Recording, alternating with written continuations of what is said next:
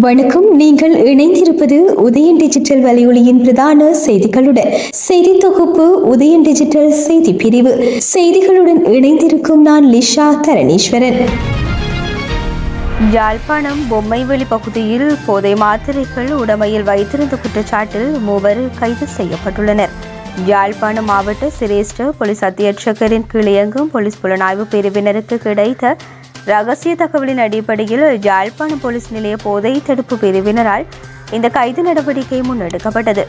கைது செய்யப்பட்ட சந்தேக நபர்கள் 18, 19 மற்றும் 21 வயதுடையவர்கள். அவர்களிடமிருந்து 15 போதை மாத்திரைகள் மற்றும் 50 மில்லிகிராம் ஹெரோயின் என்பன மீட்கப்பட்டுள்ளன. விசாரணைகளின் பின்னர் சந்தேக நபர்களை நீதிமன்றத்தில் முற்படுத்துவதற்கான நடவடிக்கைகளை போலீசார் மேற்கொண்டு வருகின்றனர். உடுவில் பிரதேச அபிவிருத்தி ஒருங்கிணைப்பு குழு கூட்டத்திற்கு வருகை தந்து உடுவில் பிரதேச சபையின் தவிசாளர் பிரகாஷ் விடுத்த கோரிக்கையை ஏற்று தனக்கு பக்கத்தில் ஆசனத்தை உடுவில் பிரதேச அபிவிருத்தி ஒருங்கிணைப்பு குழு தலைவர் நாடாளுமன்ற உறுப்பினர் மருத்துவர் பவானந்த ராஜா வழங்கியுள்ளார். சம்பவம் தொடர்பில் தெரிய வருகையில் இன்றைய தினம் உடுவில் பிரதேச அபிவிருத்தி ஒருங்கிணைப்பு குழு கூட்டம் உதவி பிரதேச செயலாளர் தலைமையில் ஆரம்பமானது. இதன்போது கூட்டத்திற்கு வருகை தந்து உடுவில் பிரதேச சபையின் தவிசாளர் பிரகாஷ் தெற்கில் இடம்பெறும் பிரதேச அபிவிருத்தி ஒருங்கிணைப்பு குழு கூட்டங்களில் அந்த பகுதியின் தவிசாளருக்கு மேல் இருக்கையில் ஆசனம் வழங்கப்படுகின்றது. இலங்கையில் தேசிய மக்கள் சக்தி அரசாங்கத்தில் சட்டம் தெற்கிற்கு ஒன்றும் வடக்கிற்கு ஒன்றாக இருக்க முடியாது. எனக்கு உரிய ஆசனம் வேண்டும் என்றார். இதன்போது பதில் வழங்கிய அபிவிருத்தி குழு தலைவர் நாடாளுமன்ற உறுப்பினர் பவானந்த ராஜா, இங்கு எந்த அரசியலும் இல்லை, அபிவிருத்தி தான். உங்கள் கோரிக்கையை ஏற்கின்றேன், வாருங்கள் என்றார். கீழ் வரிசையில் அமைந்திருந்த தவிசாளர் எழுந்து சென்று அபிவிருத்தி குழு தலைவர் நாடாளுமன்ற உறுப்பினர் பவானந்த ராஜாவுக்கு கை கொடுத்து மேலிருக்கையில் அமர்ந்தார். கிளிநொச்சி மாவட்டத்தில் பாதுகாப்பு படையினர் வசம் இருந்து 30 ஏக்கர் வரையான காணிகள் விடுவிக்கப்பட்டுள்ளன. கடந்த 2009ஆம் ஆண்டு முதல் பாதுகாப்பு படையினர் வசம் இருந்த தனியார் மற்றும் அரச காணிகள் கட்டம் கட்டமாக விடுவிக்கப்பட்டு வந்துள்ளன. அதன் தொடர்ச்சியாக கிளிநொச்சி மாவட்டத்தின் பூனக்கரை பிரதேச செயலாளர் பிரிவின் கீழ் உள்ள பொன்னாவெளி கிராம அலுவலர் பிரிவில் உள்ள 7 ஏக்கர் காணி கடந்த 7ஆம் தேதியன்று விடுவிக்கப்பட்டு பிரதேச செயலாளரிடம் கையளிக்கப்பட்டுள்ளது. குறித்த காணி தற்காலிகமாக மரமுந்திரிக்கை கூட்டு தாபனத்திடம் பொறுப்பில் கையளிக்கப்பட்டுள்ளதாகவும், இதேபோன்று நல்லூர் கிராம அலுவலர் பிரிவில் உள்ள முட்கொம்பன் பகுதியில் இராணுவத்தினர் வசம் இருந்த 20 ஏக்கர் காணி விடுவிக்கப்பட்டுள்ளது. மேலும் பச்சிலைப்பள்ளி பிரதேச செயலாளர் பிரிவின் கீழ் உள்ள யக்கச்சி பகுதியில் இராணுவத்தினர் வசம் இருந்த தனியாருக்கு சொந்தமான 8 பேரின் காணியும் விடுவிக்கப்பட்டுள்ளதாக மாவட்ட செயலர் சுப்பிரமணியம் முரளிதரன் தெரிவித்தார். முல்லைத்தீவு கடற்பரப்பில் அத்துமீறிய சட்டவிரோத கடற்றொழில் செயற்பாடுகள் அதிகரித்திருப்பதாக முல்லைத்தீவு மாவட்ட கடற்றொழிலாளர் சங்கங்களின் பிரதிநிதிகள் வன்னி மாவட்ட நாடாளுமன்ற உறுப்பினர் துரைராசா ரவிகரனிடம் முறைப்பாடு செய்துள்ளனர். அந்த வகையில் முல்லைத்தீவு கடற்றொழிலாளர் சங்கங்களின் பிரதிநிதிகளின் முறைப்பாட்டை அடுத்து நேற்றிரவு வன்னி மாவட்ட நாடாளுமன்ற உறுப்பினர் துரைராசா ரவிகரன் உடனடியாக கடற்றொழிலாளர்களுடன் கடலுக்குள் சென்று முல்லைத்தீவு கடற்பரப்பில் சட்டவிரோத செயற்பாடுகள் இடம்பெறுவதை நேரடியாக பார்வையிட்டதுடன் அவ்வாறு சட்டவிரோத கடற்றொழில் செயற்பாடுகளில் ஈடுபடும் பலரையும் கடுமையாக எச்சரித்துள்ளார்.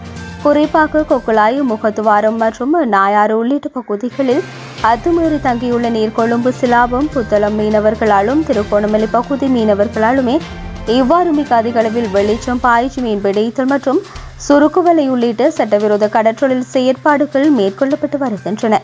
கடலில் இருந்து பார்வையிடும் கரையில் தெரியும் வெளிச்சத்தை விடவும் சட்டவிரோத வெளிச்சம் பாய்ச்சி மீன்பிடித்தல் செயற்பாட்டில் ஈடுபடும் படகுகளின் வெளிச்சம் அதிகமாக தென்படுகின்றது. அந்த அளவிற்கு மிக அதிக அளவில் சட்டவிரோத வெளிச்சம் பாய்ச்சி மீன்பிடித்தல் செயற்பாடுகள் இடம்பெற்று வருகின்றன. இந்த நிலையில் குறைந்த நிலைமையை வன்னி மாவட்ட நாடாளுமன்ற உறுப்பினருக்கு நேரடியாக காண்பித்த முல்லைத்தீவு கடற்றொழிலாளர் சங்கங்களின் பிரதிநிதிகள் இவ்வாறான அதிகரித்த சட்டவிரோத கடற்றொழில் செயற்பாடுகளால் முல்லைத்தீவில் சட்டத்திற்குட்பட்டு கடற்றொழிலில் ஈடுபட்டு வரும் மீனவர்களால் கடற்றொழிலில் ஈடுபட முடியாத நிலை ஏற்பட்டுள்ளதாக சுட்டிக்காட்டியிருந்தனர். குறித்த சட்டவிரோத கடற்றொழில் செயற்பாடுகளை எதிராக நாடாளுமன்றிலும் கடற்றொழில் அமைச்சின் ஆலோசனை குழு கூட்டத்திலும் முல்லைத்தீவு மாவட்ட அபிவிருத்தி ஒருங்கிணைப்பு குழு கூட்டம், கடற்றொழிலாளர் அபிவிருத்தி ஒருங்கிணைப்பு குழு கூட்டங்களிலும் தொடர்ச்சியாக குரல் எழுப்பி வருவதை இதன்போது அவர் சுட்டிக்காட்டியுள்ளார். மேலும் இவ்வாறான சட்டவிரோத செயற்பாடுகள் தொடர்ந்தும் இடம்பெறுவதை அனுமதிக்க முடியாது எனவும் சட்டவிரோத கடற்றொழில் செயற்பாடுகள் இடம்பெறுவதை ஆதாரப்படுத்தும் வகையில் சேகரிக்கப்பட்ட விடயங்களை உரிய இடங்களுக்கு கொண்டு சென்று அச்செயற்பாடுகளை நிறுத்துவதற்குரிய வழிவகைகள் மேற்கொள்ளப்படும் எனவும் தெரிவித்தார். தெற்கு அதிவேக நெடுஞ்சாலையில் காலனிக்கம்ம மற்றும் ககதுடுவு இடையே இடம்பெற்ற விபத்தில் பெண் ஒருவர் உயிரிழந்துள்ளதுடன் மேலும் 6 பேர் காயமடைந்துள்ளனர். இன்று அதிகாலை காலையில் இருந்து கொழும்பு நோக்கி பயணித்த லொரியுடன் பின்னால் வந்த வேன் ஒன்று மோதியதில் இந்த விபத்து ஏற்பட்டதாக போலீசார் தெரிவித்தனர். விபத்தில் காயமடைந்த வேனின் சாரதி ஒரு ஆண் மற்றும் 2 பெண்கள் கோமாகம மருத்துவமனையிலும் 3 சிறுவர்கள் கழுபோவில மருத்துவமனையிலும் சேர்க்கப்பட்ட நிலையில் 35 வயதுடைய குறைந்த பெண் உயிரிழந்துள்ளார். சம்பவம் தொடர்பான மேலதிக விசாரணைகளை போலீசார் மேற்கொண்டு வருகின்றனர். முன்னாள் முதலமைச்சர் பேரறிஞர் அண்ணா இரட்டை வேடம் போட்டு தமிழ்நாட்டு மக்களை ஏமாற்றவில்லை என தமிழக வெற்றி கழகத்தின் தலைவர் விஜய் தெரிவித்ததுடன் மாறாக மக்களுக்காக அறிஞர் அண்ணா உண்மையாக உழைத்தார் எனவும் புகழாரம் சூட்டியுள்ளார்.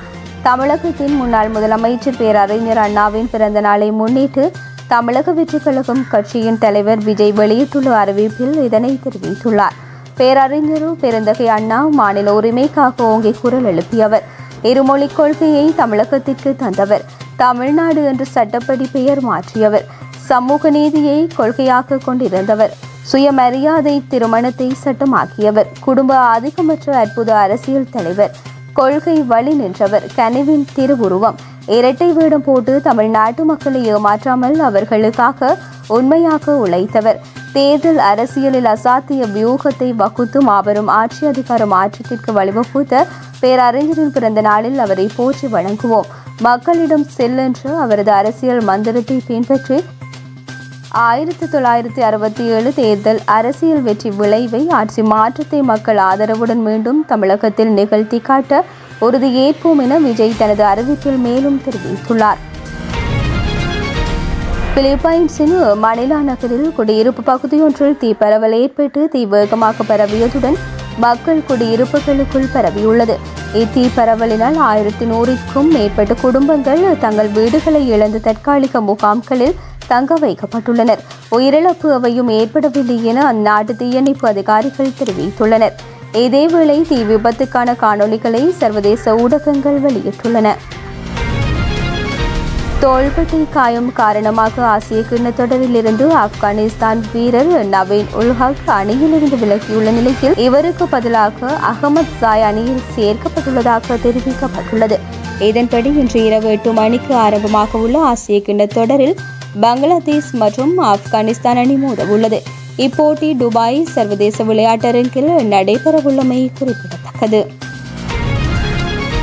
இத்துடன் உதயன் டிஜிட்டல் வலையொலியின் பிரதான செய்திகள் நிறைவடைகின்றன. தொடர்ந்தும் செய்திகளை உடனுக்குடன் அறிந்து கொள்ள எமது உதயன் டிஜிட்டல் வலையொலி பக்கத்துடன் இணைந்திருங்கள். வணக்கம்.